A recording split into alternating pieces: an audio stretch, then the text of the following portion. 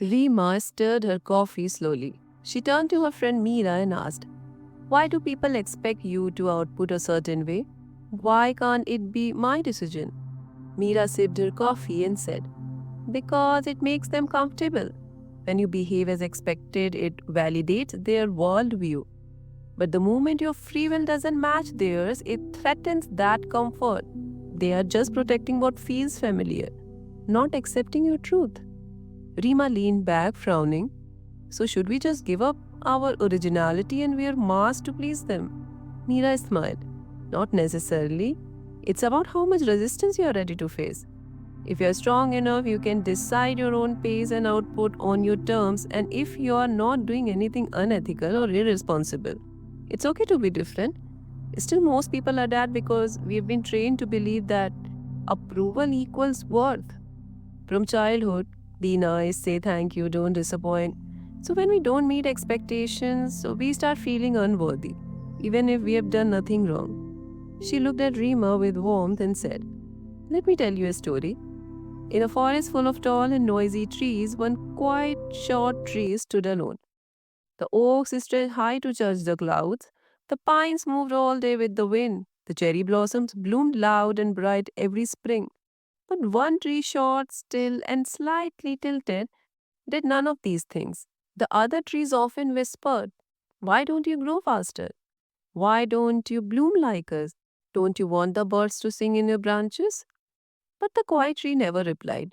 Not because it couldn't, but because it didn't need to. Its roots were deep, its trunk strong. In its quiet shade, tired animal rested, which no one else noticed. One day, a wildfire swept through the forest. The tall trees with their dry, showy branches were the first to catch fire. The bloomers, the talkers, the overachievers, all were consumed in the rush of flame and wind. But the quiet tree away from the dense canopy wasn't in the direct path of the flames. When the ashes settled, the quiet tree stood, a little burnt but still there. In time, new saplings grew around it. The forest slowly returned to life, and the quiet tree stood among them, still and content. Now it was the tallest of them all. It had felt no shame when it was the smallest, and felt no pride now that it had survived and grown. Through it all, it remained the same, unshaken by others' expectations, untouched by status or comparison. It never tried to prove others wrong, just never tried to prove anything at all. Meera paused, then she said, "The fire represents pressure, judgment, chaos, the kind that burns people out. The more you're involved in trying to meet everyone's expected output from you, the more it drains you. But if you stay honest to your unharming actual self, quiet, slow, or different, it burns you less. It may not impress the world, but it sustains you. Your inner fuel is saved."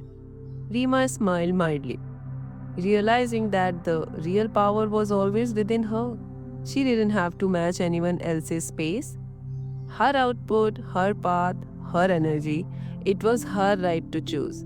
And that was enough.